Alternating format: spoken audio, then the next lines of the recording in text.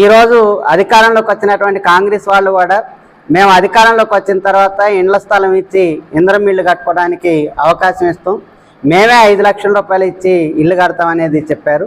కానీ ఆచరణలో ఎక్కడ కూడా ఇంటి స్థలం ఇవ్వడానికి కాంగ్రెస్ ప్రభుత్వం సిద్ధపడట్లేదు. పైగా ఇంటి స్థలం ఉంటేనే మేము ఇంద్రం ఇల్లు ఇస్తామని ఇంటి స్థలం ఉన్నటువంటి వాళ్ళకే ఇల్లు ఇవ్వడానికి సిద్ధపడుతున్నారు.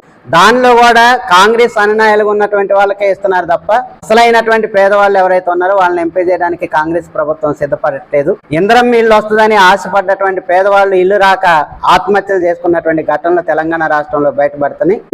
కాంగ్రెస్ ప్రభుత్వం పునరాలోచన చేయాలి.